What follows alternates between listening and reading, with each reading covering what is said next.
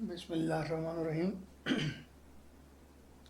ये first year का theory का जो पोर्शन था वो तो कंप्लीट हो गया। बाद बच्चों की तरफ से रिक्वेस्ट थी कि आप एग्ज़ाम्पल जो है उनको सॉल्व करवा दें, तो इस लिहाज से आज मैं एग्ज़ाम्पल जो हैं उनको सॉल्व करने की कोशिश करूँगा। तो वैसे तो होना ये चाहिए कि बच्चे ख़ुद इसको सॉल्व करें।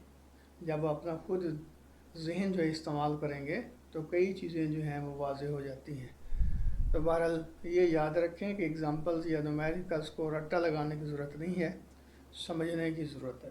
तो ये पहली एग्ज़ाम्पल जो है इसमें बताया गया है कि दो दो एयरप्लेन हैं, तो उनके जो पॉइंट्स हैं A 2 3 4 और B जो है, यानी कि ये उनके जिन पॉइंट्स के ऊपर लाई करते हैं एयरप्लेन, उनमें पहला एयरप्लेन A पॉइंट के ऊपर है, दूसरा एयरप्लेन जो है वो B पॉइंट के ऊपर है। तो सबसे पहली बात जो पूछी गई है कि इनके पोजीशन वेक्टर क्या होंगे। तो ये देखिए, ये आपके पास जो A है उसका पोजीशन वेक्टर किस तरह आप फाइंड आउट करेंगे।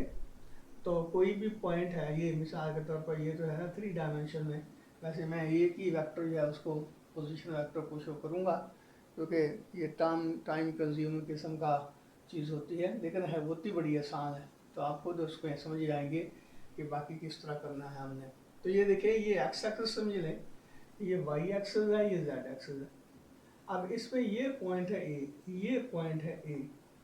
अब ए पॉइंट जो है वो ऐसा है कि ये 2 यूनिट है इसके एक्स एक्सिस की डायरेक्शन में, 3 यूनिट है वाई एक्सिस की डायरेक्शन में और 4 यूनिट है जेड एक्सिस की डायरेक्शन में। तो ये यहाँ यूनिट भी दिया गया है कि किलोमीटर्स में है ये। तो अब ये देखें, ये 2 यूनिट है एक्स एक्सिस की डायरेक्शन में। तो ये देखें, ये यहाँ 1 ले लें, ये 2 ले लें, तो ये 2 यूनिट जो है एक्स एक्सिस की डायरेक्शन में आ गए। ये आ जाएगा 2i। फिर 3 यूनिट हैं वाई एक्सिस की तरफ, ये 1 2 ये 3, ये वाई एक्सिस की तरफ, यानी कि ये आपके पास जो इसका कंपोनेंट आया 2i, ये आएगा 3j। और फिर कहता है 4 यूनिट जो हैं वो जेड एक्सिस की जानिब है, 1 2 3 4। तो इसका क्या मतलब हुआ, ये 3 यूनिट हुए वाई एक्सिस की डायरेक्शन में ये, और ये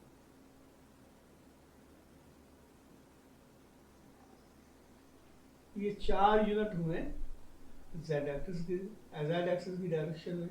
ये ऐसे समझ लें, इसके पैरेलल, इस प्लेन के पैरेलल आपने ये लाइन लगानी है इस तरह ये। तो ये 4 यूनिट हो गए आपके जेड एक्सिस की डायरेक्शन में ये। तो इसका क्या मतलब हुआ, यहाँ पे ये ए पॉइंट है लाई करता, तो इसका पोजीशन वेक्टर क्या बनेगा। आपको पता है पोजीशन वेक्टर, उसकी टेल जो होती है ओरिजिन पे होती है और हेड उस पॉइंट के ऊपर होता है जिसकी पोजीशन हमने फाइंड आउट करना होती है। इसका मतलब क्या हुआ कि इसका ये होगा पोजीशन वेक्टर आर। तो आर जो है एक्स आई वाई जे जेड के, ये 4 के यूनिट आ जाएंगे। तो यहाँ से ये देखिए, ये जो लाइन आपने ड्रा करनी है ना, ज़ाहिर है ये प्लेन के ऊपर तो है नहीं, ये इसके पैरेलल इस तरह, ये इस प्लेन की ये पैरेलल लाइन आ रही है। तो ये आर आपके पास आएगा, r unit vector, r vector इसकी पोजीशन को शो करता है पहले एयरप्लेन की। तो ये तफसील से इसलिए बताया कि आपको बात समझ आ जाए कि ये पोजीशन वेक्टर किस तरह ड्रा करना होता है। बहरहाल इसका इस तरह ड्रा करने की ज़रूरत है नहीं आपको, लेकिन पता होना चाहिए कि ये पोजीशन वेक्टर किस तरह बनता है। तो बहरहाल ये देखें, इसका पोजीशन वेक्टर जो है उसमें हमने उसको R1 से शो किया है। तो R1 किसके बराबर होगा, 2i + 3j + 4k। और इसी तरह जो एयरप्लेन B पॉइंट के ऊपर है, जिस तरह वहाँ हमने A पॉइंट के लिए ये अपना वेक्टर ड्रा किया पोजीशन वेक्टर, इसी तरह B के लिए भी ड्रा कर सकते हैं और उसकी मैथमेटिकली इसको यूँ शो कर सकते हैं, R2 = 5i + 6j + 7k। 5 6 7 ये x कंपोनेंट, ये y कंपोनेंट, ये z कंपोनेंट को शो करता है। अब ये पोजीशन वेक्टर तो इनको होगा। अगली बात इसमें क्या है कि इन दोनों के दरमियान सेपरेशन कितना होगा। तो ये देखें, ये R1 हुआ, ये R2 हुआ। हमने A और B के दरमियान जो सेपरेशन है, जो डिस्टेंस है, उसको मालूम करना है। तो किस तरह करेंगे, यहाँ हम इस्तेमाल करते हैं वेक्टर एडिशन को। देखें ज़रा,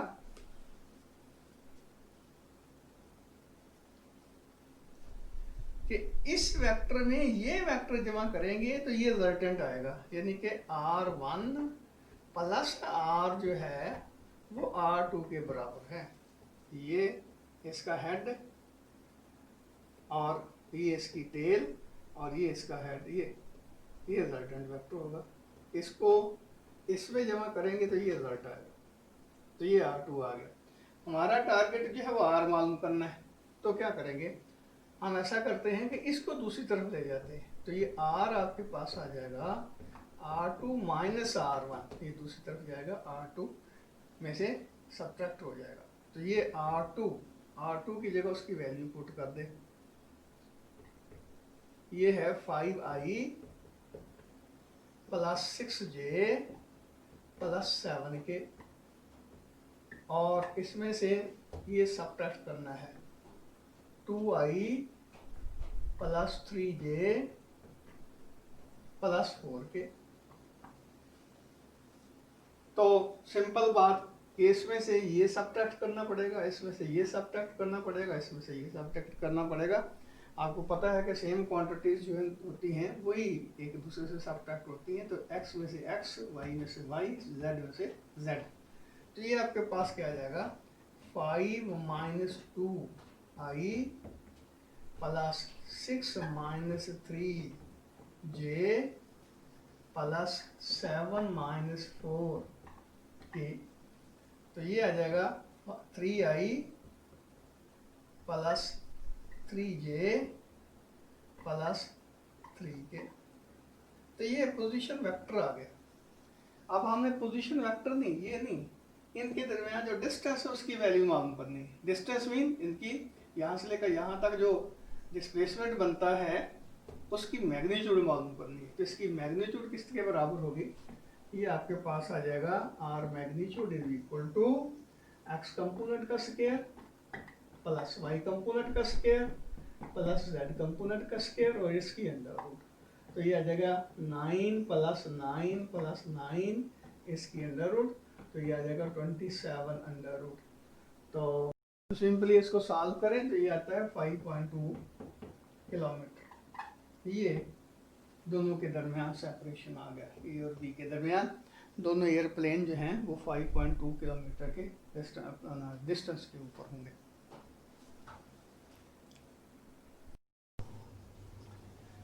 ये दूसरी एग्जांपल है, two forces of magnitude 10 Newton and 20 Newton act on a body in directions making angles 30 degree and 60 degree respectively with x-axis. Find the resultant force. ये एक ब्लॉक है, इसके ऊपर दो फोर्सेस लग रही हैं।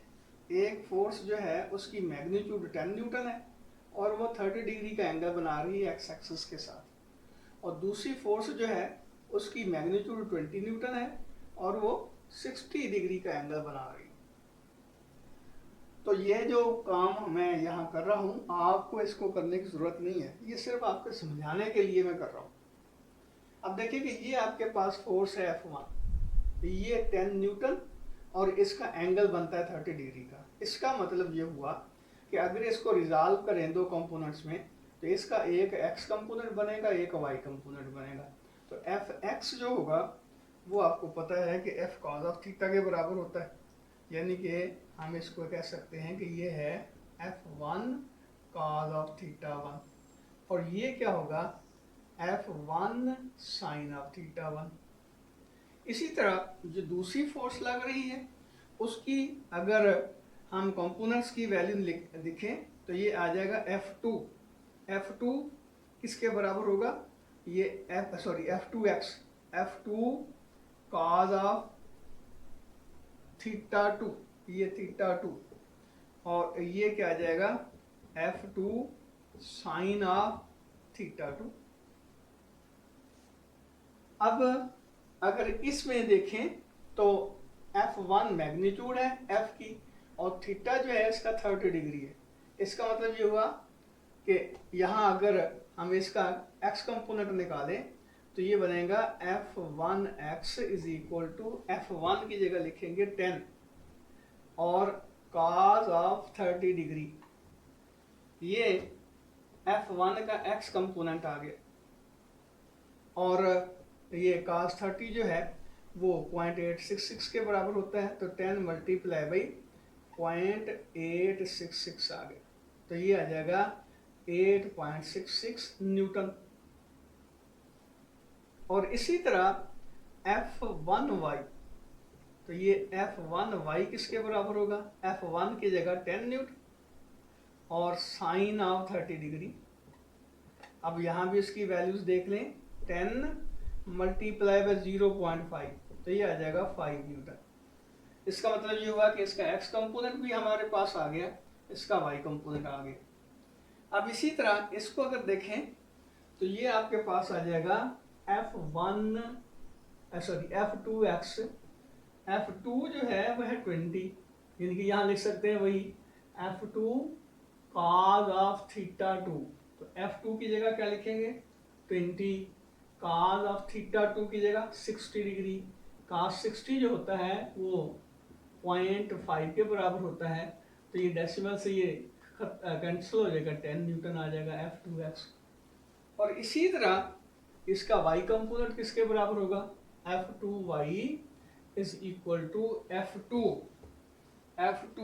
20 साइन ऑफ 60 डिग्री, तो ये आ जाएगा 20 मल्टीप्लाई बाई 0.866, तो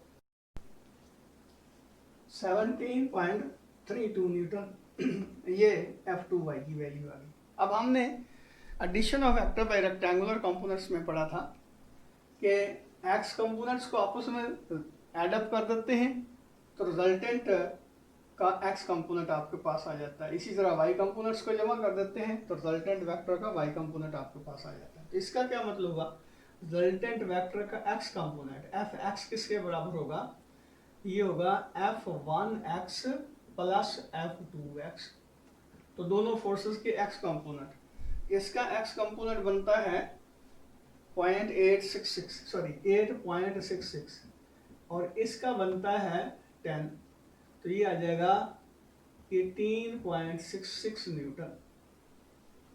और इसी तरह y कंपोनेंट जो बनेगा Fy वो होगा F1y प्लस F2y, F1y हमारे पास आता है 5 न्यूटन और F2y जो होगा वह है 17.32 न्यूटन, तो ये 22.32 न्यूटन बन गया। x कंपोनेंट का पता चल गया, y कंपोनेंट का पता चल गया। अब इसका मैग्नीट्यूड निकालनी है, तो मैग्नीट्यूड किस तरह निकालते हैं, F is equal to F x square plus F y square इसकी अंडर रूट। अब x कंपोनेंट का स्क्वायर 18.66, इसका स्क्वायर प्लस एफ वाई का स्क्वायर 22.32, इसका स्क्वायर इसकी अंडर रूट। इसको सॉल्व करेंगे तो ये इसकी मैग्नीट्यूड आ जाती। अब इसकी डायरेक्शन निकालनी है, तो डायरेक्शन किस तरह निकालेंगे, थीटा इज इक्वल टू, ये देखें दोनों वेक्टर्स को एडअप कर दिए, तो इसकी रिजल्टेंट का जो डायरेक्शन होगी, जाहिर है ये हमारा जो वेक्टर है ये एक्स वाई प्लेन पे लाई करता है, तो सिंपल बात क्या हुई कि थीटा होता है टेंजेंट इनवर्स आर वाई और आर एक्स, यानी कि यहाँ आएगा F y over F x. अब एफ वाई यहाँ किसके बराबर था, ये 22.32 और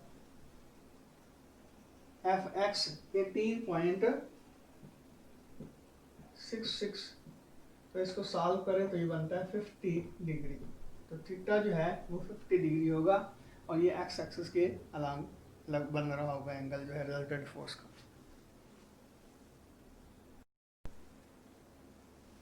अब ये तीसरी एग्जांपल है कि find the angle between the two forces of equal magnitude when the magnitude of their resultant is also equal to the magnitude of either of these forces।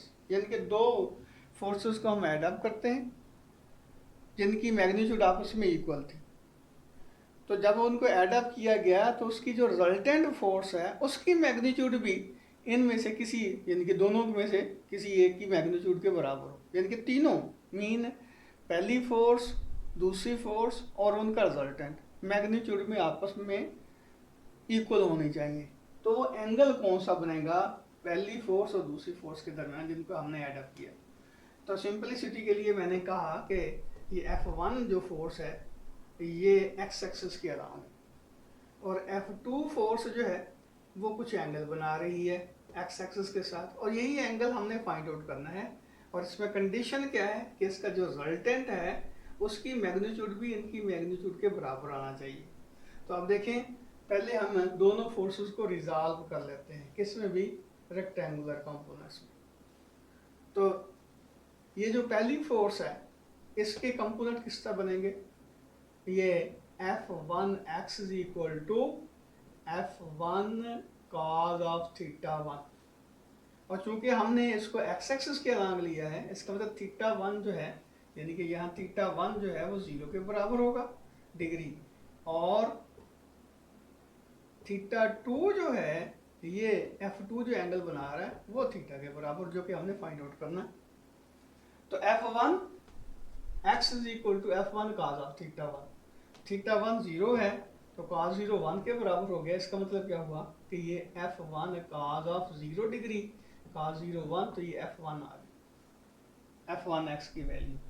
इसी तरह F1y किसके बराबर होगा, F1 साइन ऑफ थीटा 1, तो अब F1 sign of 0 degree, sign 0 0 के बराबर होता है, इसका मतलब F1y जो है वो 0 के बराबर आ गया। अब इसी तरह ये जो हमारा दूसरा वेक्टर है उसके रेक्टेंगुलर कंपोनेंट्स बना ले, तो ये आ जाएगा F2x is equal to F2 cos of theta 2, तो F2 आ गया आपके पास cos ऑफ थीटा, क्योंकि थीटा 2 को हमने थीटा के बराबर पुट किया।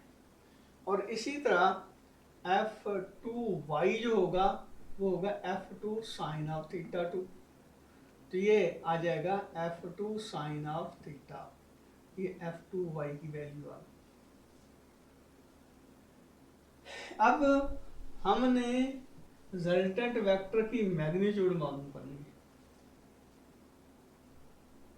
और रिजल्टेंट वेक्टर की जो डायरेक्शन बनती है उसमें हमने बेसिकली ये देखना है कि उसकी मैग्नीट्यूड ऐसी होनी चाहिए रिजल्टेंट वेक्टर की, ये एंगल जो है इस तरह का एडजस्ट हो कि उसकी मैग्नीट्यूड इनकी मैग्नीट्यूड के इक्वल हो।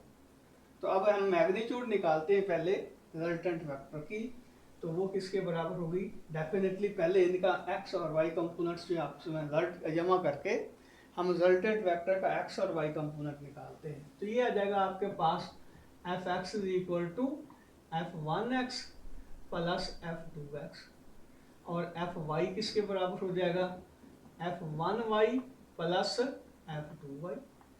तो ये इसकी वैल्यूज पुट करें, F1x की जगह F1 आ जाएगा, ये देखिए, और F2x की जगह ये आ जाएगा F2 cos ऑफ थीटा, तो ये आपका x कंपोनेंट आ गया रिजल्टेंट वेक्टर का।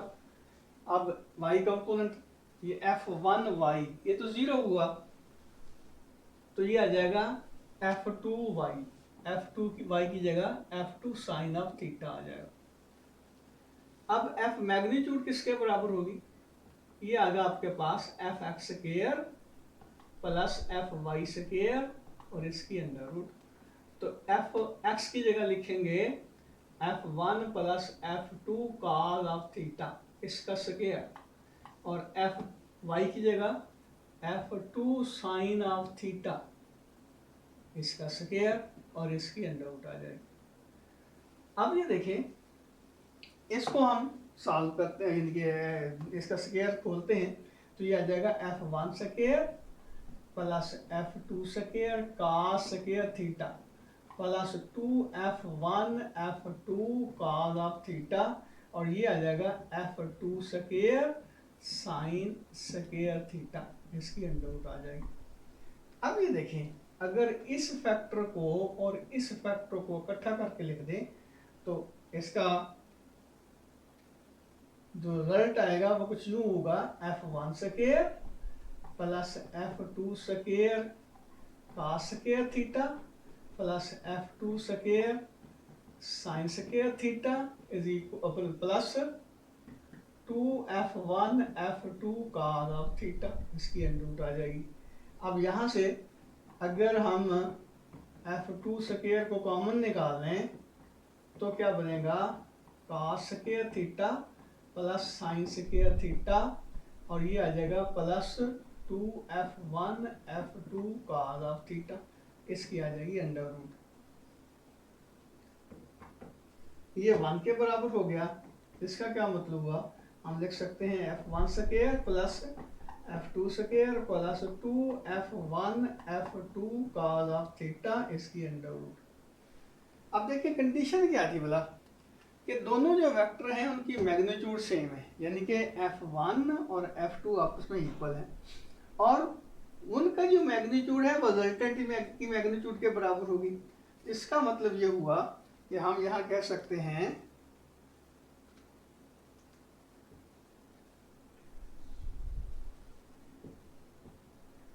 f1 is equal to f2 is equal to f, यानी कि इसकी मैग्नीट्यूड और ये मैग्नीट्यूड, रिजल्टेंट की मैग्नीट्यूड और दोनों इंडिविजुअल फोर्सेस की जो मैग्नीट्यूड है वो आपस में इक्वल है। तो f1 की जगह भी f पुट कर दें, f2 की जगह भी f पुट कर दें इस इक्वेशन में, तो ये आपके पास आ जाएगा f is equal to f square plus f square. तो मैं थोड़ा सा शार्ट कर देता हूँ क्योंकि जगह हमारे पास कम है। तो 2f स्क्वायर प्लस ये भी f, ये भी f, ये भी आ जाएगा 2f square cos of theta, इसकी अंडर रूट आ जाएगी।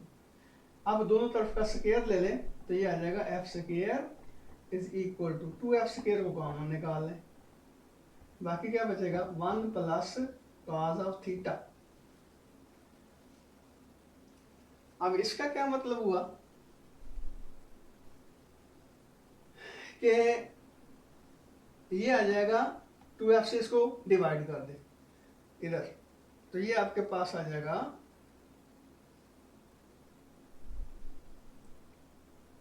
f square over 2f square is equal to 1 plus cos of theta. f square से f स्क्वायर कैंसिल हो जाएगा, तो इसका क्या मतलब हुआ, ये आ जाएगा 1/2 is equal to 1 plus cos of theta, ये दूसरी तरफ चला जाएगा।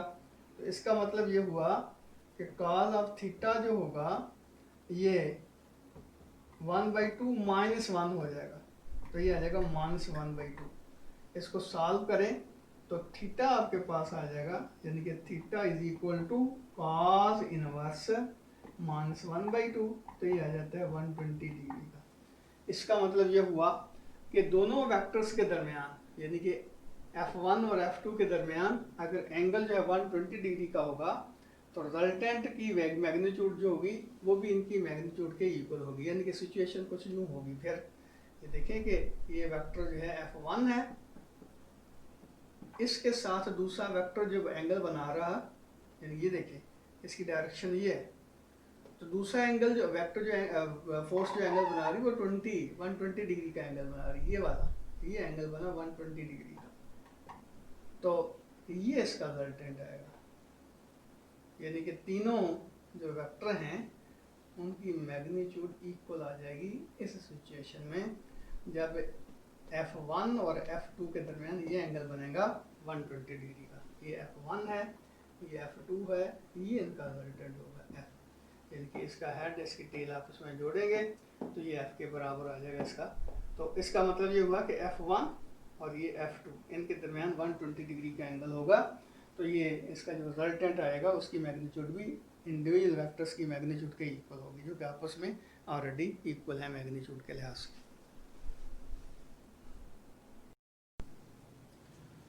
अब ये अगली एग्जांपल है कि एक फोर्स है 2i + 3j यूनिट, और इनिशियल पॉइंट था जहाँ पे ये लगना इसने शुरू किया है वो है ए पॉइंट, जो कि 1 और 3 है, और ये फोर्स लगती रही है बी पॉइंट तक। तो आपने वर्क की वैल्यू फाइंड आउट करनी है ए पॉइंट से बी पॉइंट तक।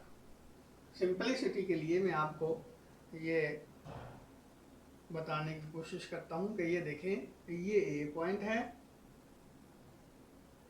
ये कोई बी पॉइंट है, और फोर्स जो लगती है यहाँ से लगती है ब्लॉक को या बॉडी को डिस्प्लेस करवाती है यहाँ तक। तो आपने ये इसका डिस्प्लेसमेंट है, और इसके ऊपर बिल्कुल ये फोर्स लग रही थी।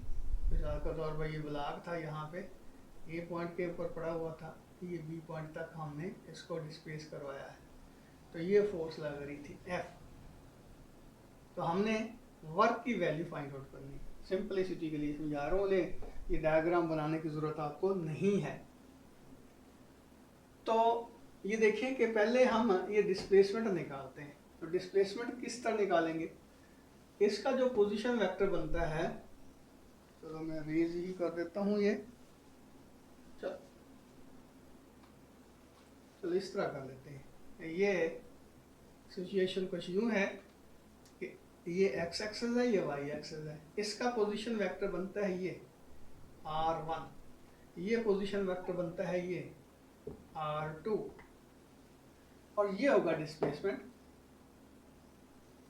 यानी कि हमने डिस्प्लेसमेंट की वैल्यू मालूम करनी है। तो ये किसके बराबर होगा, जिस तरह पहले हमने कहा था कि यहाँ देखें कि ये r1, ये d, r1 + d is equal to r2, ये रिजल्टेंट वेक्टर आ जाता है। इसमें ये जमा करें तो इसका क्या मतलब हुआ कि हमने d की वैल्यू निकालनी, तो d किसके बराबर हो जाएगा, r2 - r1। अब r1 किसके बराबर होगा, ए पॉइंट की जो पोजीशन वेक्टर है वो किस तरह निकालेंगे। ये देखिए पॉइंट ए है, तो r1 आपके पास आ जाएगा 1i + 3j, पॉइंट है ना 1 3 x y आ गया, और r2 किसके बराबर हो जाएगा, ये है 5i + 7j। अब इनकी वैल्यू यहाँ पुट करते हैं, तो r2 की जगह आप लिखेंगे 5i + 7j - i + 3j। तो इसका क्या मतलब हुआ, ये आ जाएगा 5 - 1 i + 7 - 3j, तो ये आ जाएगा 4i + 4j, ये आ गया आपके पास d। अब आपने वर्क की वैल्यू मालूम करनी है। तो आपको पता है कि डॉट प्रोडक्ट, ये वैसे एप्लीकेशन भी डॉट प्रोडक्ट की है। तो डॉट प्रोडक्ट में हमने पढ़ा था कि वर्क जो होता है वो F.D के बराबर होता है।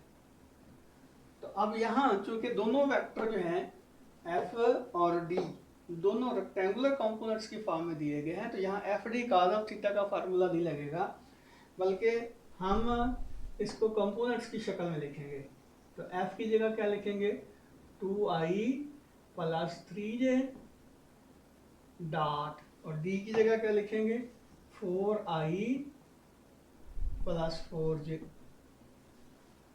तो आपको पता है कि जब कंपोनेंट की फॉर्म में हमें वेक्टर दिए गए हों तो उसकी जो अपना डॉट प्रोडक्ट निकालते हैं किसके बराबर होती है, एक्स कंपोनेंट को एक्स कंपोनेंट से मल्टीप्लाई कर दिया प्लस वाई कंपोनेंट को वाई कंपोनेंट में, यानी कि ए एक्स बी एक्स प्लस ए वाई बी वाई वाला फार्मूला लगाएंगे। तो ये ए एक्स ये बी एक्स, तो 4 2 द 8 प्लस 3 4 द 12, तो ये आ जाएगा 20। तो 20 यूनिट वर्क आ जाएगा।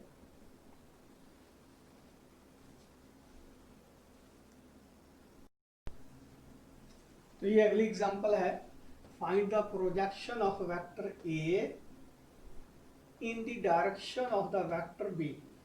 अब हमने डॉट प्रोडक्ट में ये पढ़ा था कि अगर ये देखिए आपके पास दो वेक्टर हैं, ये कहने के एक्स एक्सेस है, ये वाई एक्सेस है, इसमें चलो एक वेक्टर जो हम ये लेते हैं ए, दूसरा वेक्टर हम ये लेते हैं बी।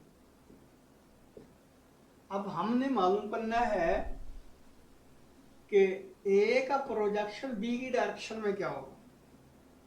तो हम क्या करते हैं, इसकी जो हेड है, टिप है, इससे प्रोजेक्शन ड्रा करते हैं। यहाँ ये बिल्कुल इनके दरमियान एंगल बनता है थीटा।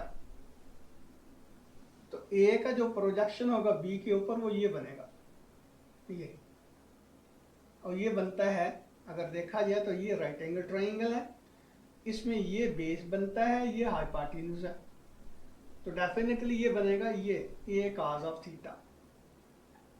यानी कि बेसिकली हमने a cos ऑफ थीटा की वैल्यू फाइंड आउट करनी। तो इसका क्या मतलब हुआ, हमने जो डॉट प्रोडक्ट पढ़ा था a डॉट b किसके बराबर होता है, a b cos of theta. तो यहाँ हमने क्या मालूम करना है, a cos of theta. Find the projection of vector a cos of theta मालूम करना है। तो इसको लिख सकते हैं b into a cos of theta. तो ये बेसिकली प्रोजेक्शन है, यानी कि चलो मैं ऐसे भी लिख देता हूँ कि a dot b is equal to b into projection of a on b, जो यहाँ पे हमने फाइंड आउट करना है a cos ऑफ थीटा। तो यहाँ से ये प्रोजेक्शन मालूम करना है, तो a cos ऑफ थीटा किसके बराबर हो जाएगा, a cos ऑफ थीटा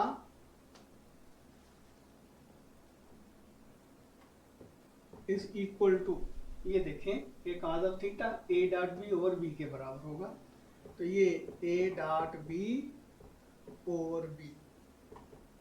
अब a डॉट बी, a की जगह उसकी वैल्यू पुट कर दें 2i, बल्कि इससे पहले चलो 2i माइनस 8j प्लस के, और डॉट आ जाएगा b 3i minus 4j plus 12k divided by b magnitude. अब b की मैग्नीट्यूड किसके बराबर होगी, ये b की मैग्नीट्यूड हम निकाल लेते हैं। मैग्नीट्यूड ऑफ b जो होगा ये आ जाएगा 3 का स्क्वायर प्लस माइनस 4 का स्क्वायर, ये माइनस लिखने की वजह जरूरत नहीं है, प्लस 12 का स्क्वायर इसकी अंडर रूट।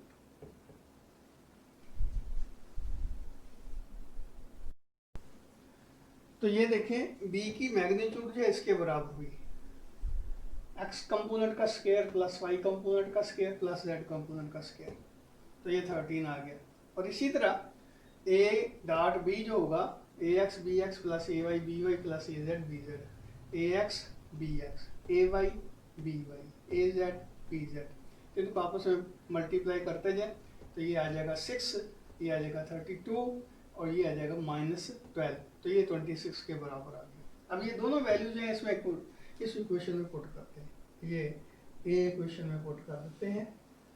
तो a cos ऑफ थीटा किसके बराबर हो जाएगा, जो कि प्रोजेक्शन है a cos ऑफ थीटा, तो वो आएगा, देखें a डॉट b की जगह लिखेंगे 26 और b की जगह 13, तो ये आ जाएगा 2, यानी कि जो प्रोजेक्शन है, ये प्रोजेक्शन जो है a cos ऑफ थीटा जो कि b के ऊपर है वो 2 के बराबर हो।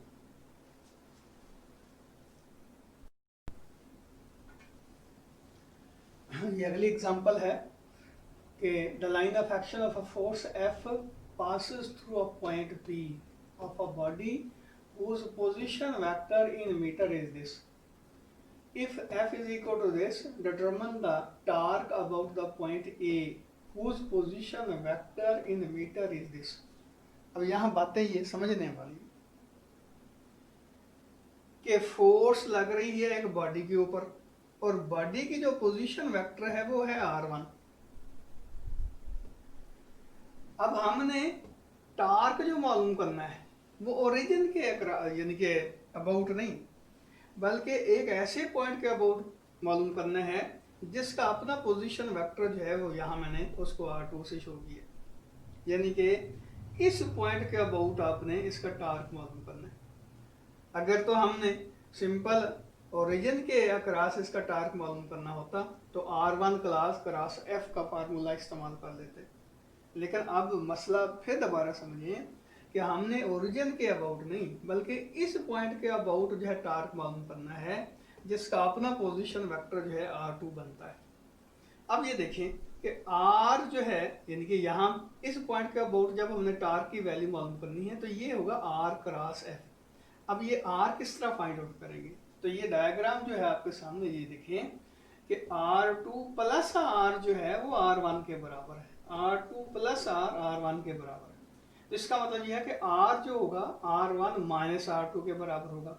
अब R1 जो है ये इसकी पोजीशन वेक्टर जो है वो हम ये लिख सकते हैं I प्लस 2j प्लस के माइनस 2j प्लस के, ये इस पॉइंट का पोजीशन वेक्टर, और माइनस R2 इस पॉइंट का पोजीशन वेक्टर जो है वो R2 ये है 2i प्लस j प्लस के। तो आप इसको सॉल्व करें ज़रा,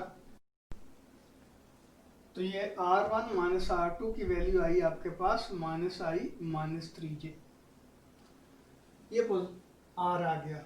अब F की वैल्यू दी गई है तो टार्क किसके बराबर होता है, टार्क होता है वो R क्रॉस F के बराबर होता है। अब R की जगह लिखेंगे माइनस I माइनस 3j और क्रॉस F की जगह लिखेंगे 2i minus 3j plus 4k।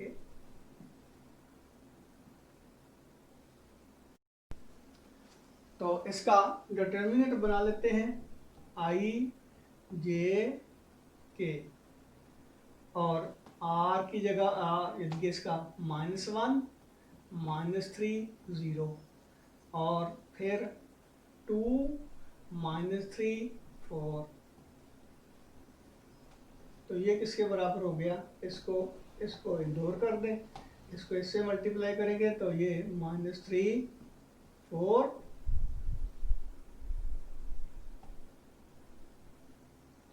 और फिर -3 0, ये I आ गया, यानी कि I ये गया इसको इससे माइनस इसको इससे मल्टीप्लाई करें, ये I इधर कर दें, फिर प्लस j इसको इससे माइनस इसको इससे, तो इसको इससे मल्टीप्लाई करेंगे तो 0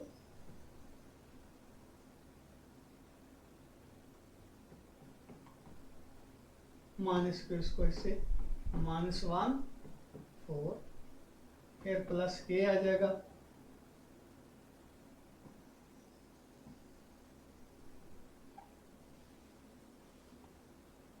ये के ये कॉलम ये रो इग्नोर कर दें, इसको इससे माइनस इसको इससे, तो ये आ जाएगा -1 -3 -3 2। तो ये 12 I आ जाएगा, इसके साथ 4j आ जाएगा और ये माइनस माइनस प्लस हो गया 3 to the 6 प्लस 9 आ गया। तो ये आपके पास आ जाएगा टार की वैल्यू।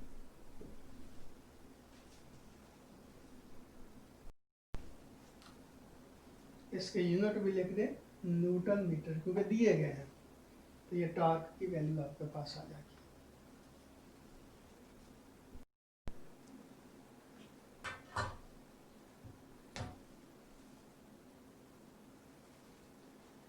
ये अगली एग्जांपल है, a load is suspended by 2 cars as shown in figure. Determine the maximum load that can be suspended at point B if maximum breaking tension of the card used is 50 Newton. अब देखें कि ये आपके पास बिल्कुल ceiling है, इसके साथ ये कार्ड है, इस कार्ड के यहाँ जो है ये लोड लटकाया हुआ है और सिचुएशन कुछ यूँ है कि यहाँ पे ये एंगल कार्ड बनाती है 60 डिग्री का, यहाँ बनाती है 20 डिग्री का। तो इसका मतलब ये हुआ कि बेसिकली एक टेंशन इधर, एक टेंशन इधर और तीसरा जो वेट है वो डाउनवर्ड डायरेक्शन। अब अगर इसकी वेक्टर डायग्राम बनाई जाए तो ये देखें, ये फोर्स या टेंशन जो है इस डायरेक्शन में है, तो ये देखें अगर ये 20 डिग्री का एंगल बनता है तो ये भी 20 डिग्री का एंगल बनेगा। और इसी तरह ये टेंशन जो है वो इस डायरेक्शन में, अब ये 60 डिग्री का एंगल बनता है तो ये भी 60 डिग्री का एंगल बनता है। तो हमने ये मालूम करना है कि यहाँ मैक्सिमम लोड कितना लटका सकते हैं, और ये बताया गया कि अगर 50 न्यूटन से ज़्यादा इसके ऊपर लोड बनता है, टेंशन बनती है, तो ये जो स्ट्रिंग है, ये कार्ड जो है वो टूट जाएगा। तो 50 न्यूटन से ज़्यादा टेंशन जो है इन दोनों में से जिसकी भी ज़्यादा है, तो मैक्सिमम इसके ऊपर टेंशन जो है आप 50 न्यूटन दे सकते हैं। तो उसके लिए हम क्या करते हैं, हम ऐसा करते हैं कि ये तीनों जो फोर्सेस बनती हैं, ये बेलफर्स हमारा कोऑर्डिनेट सिस्टम है, तो ये सेंटर है, यानी कि ये सेंटर कह लें। अब इसमें एक फोर्स जो है टेंशन इस डायरेक्शन में है, दूसरी इस डायरेक्शन में नीचे, तीसरी नीचे है। तो हमने क्या किया, इसको रिजॉल्व किया रेक्टेंगुलर कंपोनेंट्स में।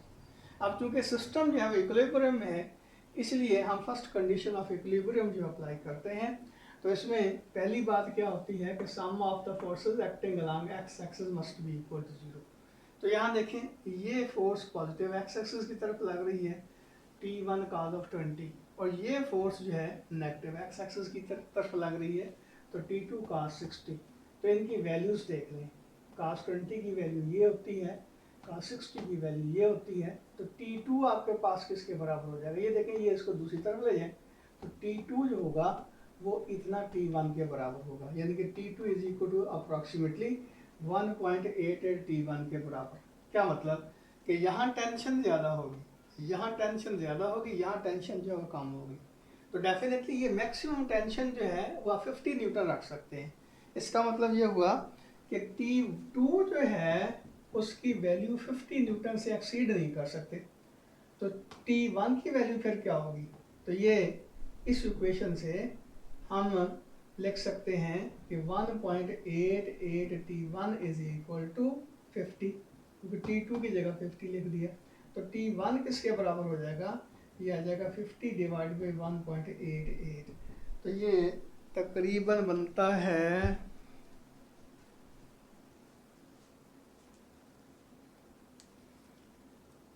26.6 न्यूटन के बराबर।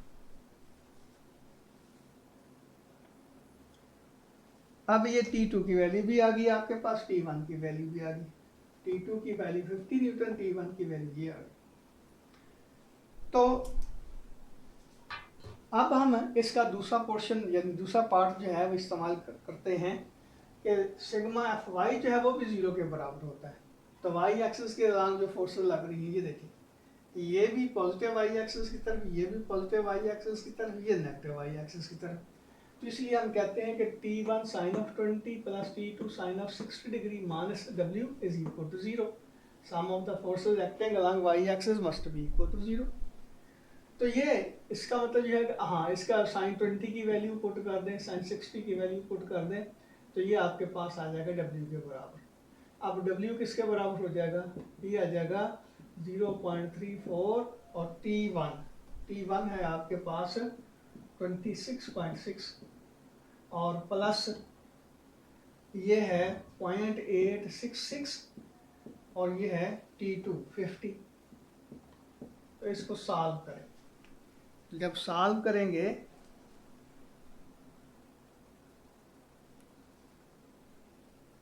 तो ये आता है 52 न्यूटन। तो इसका मतलब ये हुआ कि मैक्सिमम जो आप इस पे यहाँ लोड लटका सकते हैं वो 52 न्यूटन का है। उससे ज़्यादा लटकाएंगे तो ये यहाँ से रस्सी जो है वो टूट जाएगी।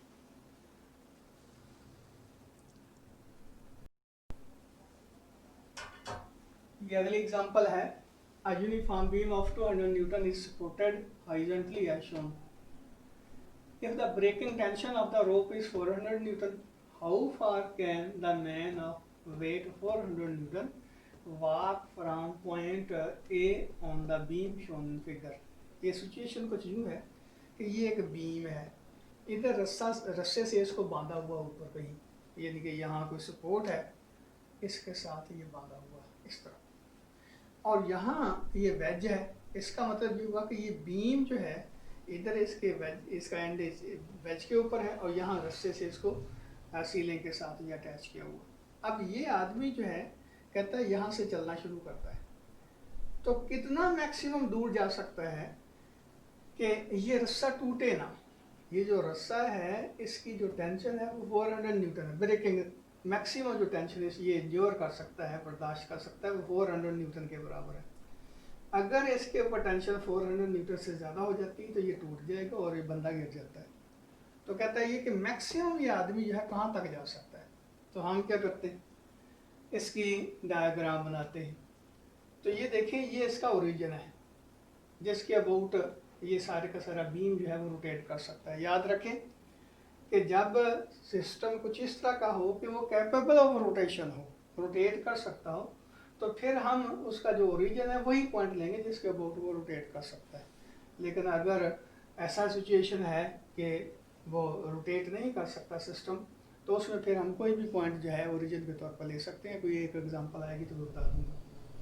तो यहाँ देखें, ये बीम जो है उसका अपना वेट जो है 200 न्यूटन के बराबर है। तो बीम चूँकि यूनिफॉर्म है, इसका मतलब इसके सेंटर के ऊपर उसकी जो फोर्स लग रही है, उसका वेट जो है वो 200 न्यूटन के बराबर। तो ज़ाहिर है ओरिजिन से उसका जो फासला होगा वो 3 मीटर के बराबर होगा, क्योंकि टोटल जो है इसकी लेंथ जो है वो 6 मीटर है। अब ये आदमी यहाँ से चलना शुरू करता है, तो हम कहते हैं कि ये एक्स डिस्टेंस यहाँ तक चला जाता है, तो उस वक्त यहाँ पे टेंशन जो है 400 न्यूटन हो जाती है रस्से के ऊपर।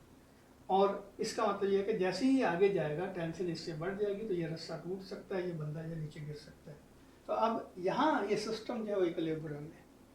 तो जाहिर है यहाँ हम क्या करते हैं, क्योंकि हमने सिर्फ ये एक्स की वैल्यू निकालनी है, तो सेकंड कंडीशन ऑफ इक्विलिब्रियम जो है वो अप्लाई कर लेते हैं। तो सेकंड कंडीशन ऑफ इक्विलिब्रियम क्या है भाई, कि सिग्मा टा जो है वो 0 के बराबर। अब हमने ये देखना है कि वो कौन कौन से टार्क हैं जो सिस्टम को एंटी क्लॉकवाइज डायरेक्शन में रोटेट करवा सकते हैं, और वो कौन कौन से हैं जो क्लॉकवाइज डायरेक्शन में रोटेट करवा सकते हैं। तो सबसे पहले ये देखिए कि ये ओरिजिन है, ये फोर्स है, तो ये फोर्स इसको इस डायरेक्शन में रोटेट करवा सकती है। इसका मतलब ये हुआ कि इस फोर्स का जो टार्क होगा वो पॉजिटिव होगा। तो हम लिख सकते हैं ये फोर्स है और ये इसका मोमेंट आर्म है। टार्क किसके बराबर होते हैं, फोर्स इंटू मूवमेंट आर। तो ये परपेंडिकुलर डिस्टेंस हुआ, ये मूवमेंट आर्म हुआ 6।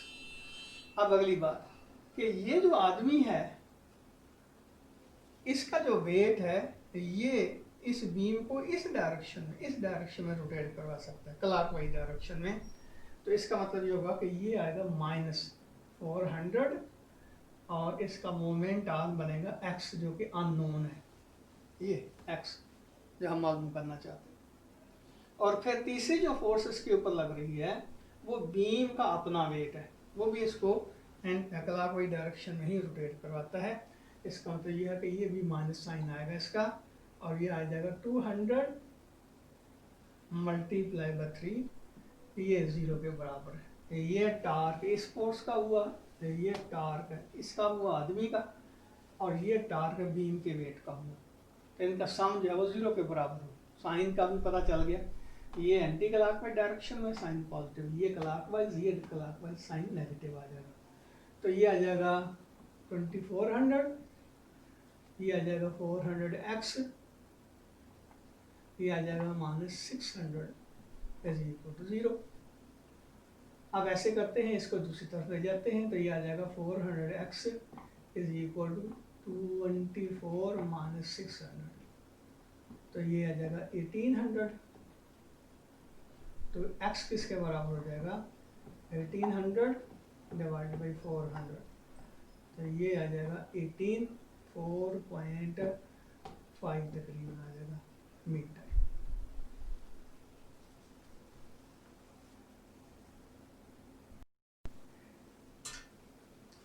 ये आखिरी एग्जांपल है।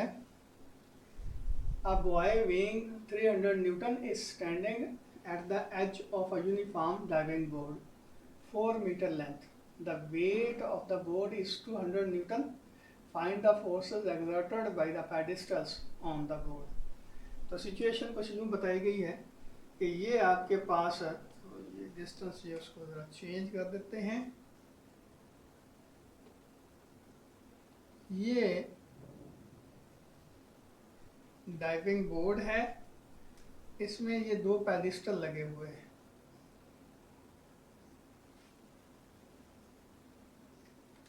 तो ये बॉय जो है इसका वेट 300 न्यूटन के बराबर है और ये जो बोर्ड है इसका अपना जो वेट है वो 200 न्यूटन के बराबर। ये 2 पेडिस्टल हैं। तो कहता है कि जब ये यहाँ पे होगा जो लड़का है तो ये पेडिस्टल जो है ये कितनी फोर्स लगा रहे होंगे। तो हम क्या करते हैं, इसकी वेक्टर डायग्राम बना लेते हैं। अच्छा, यहाँ ये देखें कि ये बोर्ड समझ लें, इसका ये पॉइंट ए है, हमने इसकी जो फोर्स है वो भी अपवर्ड अज्यूम कर ली, इसकी फोर्स है वो भी अपवर्ड अज्यूम कर ली, क्योंकि F1 और F2 की वैल्यूज का हमें पता नहीं है और डायरेक्शन का भी पता नहीं है। तो इसका जो बोर्ड है इसका वेट ये है और लड़के का वेट जो है वो ये। तो ये F1 और F2 जो है हमने अपनी तरफ से अज्यूम कर ली कि ये अपवर्ड डायरेक्शन है। तो अगर देखेंगे कि अगर F1 और F2 का मैथमेटिकल रिजल्ट जो है वो पॉजिटिव आता है तो इसका मतलब हमारी डायरेक्शन सही होंगी। अगर इसका साइन नेगेटिव आता है तो हम कहेंगे कि इसकी डायरेक्शन जो है, हमारी डायरेक्शन जो हमने अज्यूम की थी उसके अपोजिट है। तो ये चूँकि सिस्टम जो है अभी इक्विलिब्रियम में है तो इस पे हम कंडीशन ऑफ इक्विलिब्रियम जो अप्लाई करते हैं। तो पहली बात क्या हुई, sigma F x is equal to 0, लेकिन यहाँ क्योंकि एक्स एक्सिस के अलावा कोई भी फोर्स नहीं लग रही इसलिए इसको इग्नोर कर देते हैं। तो हम डायरेक्ट लिखते हैं sigma F y is equal to 0। तो वाई एक्सिस के अलावा जो फोर्सेस लग रही हैं उनका सम 0 के बराबर। हमने कहा कि F1 और F2 अपवर्ड है, जबकि ये W और जो हमारा लड़के का वजन है वो 300 न्यूटन वो डाउनवर्ड है। तो हम कह सकते हैं F1 plus F2 minus 200 minus 300 is equal to 0। तो इसका मतलब ये हुआ कि F1 प्लस F2 जो होगा ये 500 के बराबर आ जाएगा। ये एक इक्वेशन कह लें। अब हमारे पास अननोन 2 हैं तो इसका मतलब ये हुआ कि 2 इक्वेशंस चाहिए। तो दूसरी इक्वेशन हम कहाँ से लेंगे, हम सेकंड कंडीशन ऑफ इक्विलिब्रियम जो है इस्तेमाल करते हैं कि sum of torque acting on the body must be equal to 0।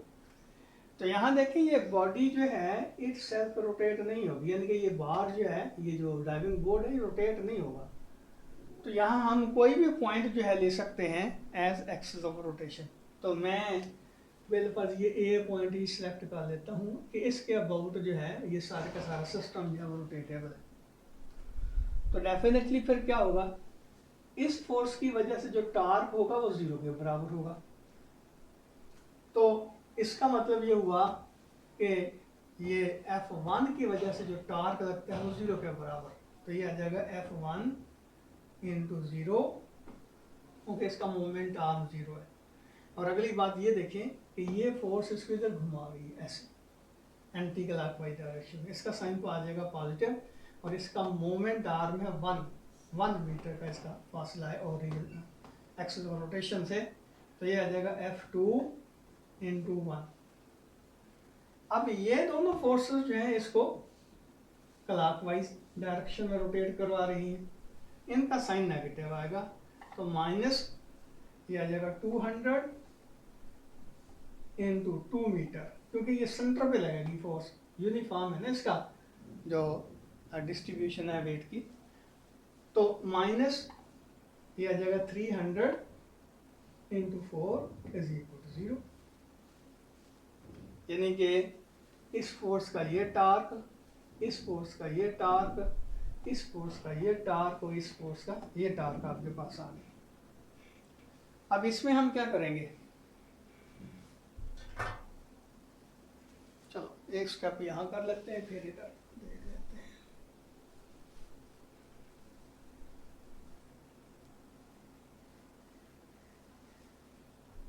तो ये आ जाएगा 0 plus F2 minus 400 minus 1200 is equal to 0। तो यहाँ से F2 की वैल्यू आपके पास आ जाएगी, F2 is equal to 1600 Newton. अब F2 की वैल्यू हमारे पास 1600 न्यूटन आ गई। तो F1 की वैल्यू किस तरह निकाल सकते हैं, ये F2 की वैल्यू इसमें पुट करते हैं। तो आ जाएगा F1 plus F2 1600 is equal to 500। ये इस इक्वेशन में, एक इक्वेशन में हम पुट करते हैं। तो ये आ जाएगा F1 is equal to 500 minus 1600, तो ये आ जाएगा 1100 न्यूटन। लेकिन साथ नेगेटिव साइन आएगा। ये नेगेटिव साइन का इंडिकेट करता है कि हमने जो F1 की डायरेक्शन ली है अपवर्ड, ये गलत है। इसकी एक्चुअल डायरेक्शन जो है वो डाउनवर्ड आती है, ये आती है। यानी कि इसकी डायरेक्शन अपवर्ड है, इसकी डायरेक्शन जो है वो डाउनवर्ड है। तो ये F1 जो है वो माइनस 1100 जो शो कर रहा है। मैग्नीट्यूड ज़ाहिर है इसकी नेगेटिव नहीं होगी, ये डायरेक्शन को शो कर रहा है।